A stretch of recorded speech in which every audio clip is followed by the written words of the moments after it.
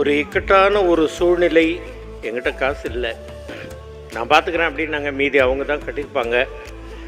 இது இருக்குது அண்ணன் கையெழுத்து போட்டு கொடுத்த கார்டு. இன்றைக்கி வரைக்கும் நான் இதை பொக்கிஷமாக நான் பாக்கெட்டில் வச்சுக்கிட்டே இருக்கிறேன். நான் எல்லா ஃபங்க்ஷன்லேயும் சொல்கிற மாதிரி அவர் எனக்கு அண்ணன் மட்டும் இல்லை, என்னை சாப்பிட வைத்து அழகு பார்த்த தாய் அப்படின்னு நான் சொல்கிறேன். அம்மா அப்படின்னு தான் சொல்லுவேன். நான் அவரை 4 லைன் அது மட்டும் நான் சொல்கிறேன் அண்ணனை பற்றி.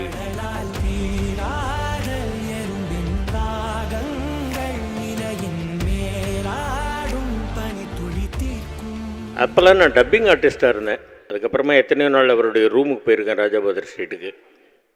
சாப்பிட்டு போவோம். நாங்கள் சாப்பிட்டதுக்கப்புறமா இப்போ வீட்டுக்கு போய் நேரம் எங்கே போகிறேன், நான் வீட்டுக்கு தானே போகிறேன், பேசாமல் இப்படி ஒரு ஓரமாக படும்பாங்க. அவங்க ரூம்லேயே நானும் படுத்து தூங்கியிருக்கிறேன்.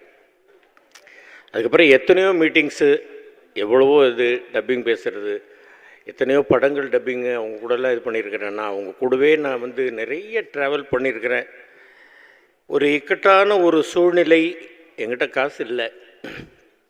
அந்த நேரத்தில் என்னை கேஎன் காளை அப்படின்னு இருந்தவங்க, அவங்க தான் கூட்டிகிட்டு போயிட்டு நடிகர் சங்கத்தில் சேரணும்னு நான் கேட்டப்போ அண்ணங்கிட்ட கூட்டிகிட்டு போய் அண்ணன் தலைவராக இருந்தாங்க.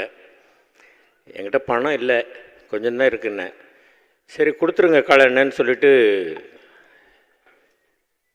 நான் பார்த்துக்கிறேன் அப்படின்னாங்க. மீதி அவங்க தான் கட்டியிருப்பாங்க. இது இருக்குது அண்ணன் கையெழுத்து போட்டு கொடுத்த கார்டு. இன்றைக்கி வரைக்கும் நான் இதை பொக்கிஷமாக நான் பாக்கெட்டில் வச்சுக்கிட்டே இருக்கிறேன்.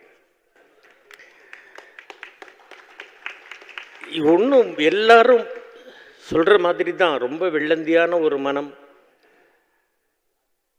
யாருக்கும் ஒரு தீங்கு நினைக்காத ஒரு எண்ணம், எல்லாரும் நல்லா இருக்கணும் அப்படின்ற ஒரே குறிக்கோள், இவ்வளவுதான். வேறு ஒன்றும் எனக்கு அண்ணனை பற்றி சொல்கிறது தெரியல. சாப்பாடு நான் எல்லா ஃபங்க்ஷன்லேயும் சொல்கிற மாதிரி அவர் எனக்கு அண்ணன் மட்டும் இல்லை, என்னை சாப்பிட வைத்து அழகு பார்த்த தாய் அப்படின்னு நான் சொல்கிறேன். அம்மா அப்படின்னு தான் சொல்லுவேன். நான் அவரை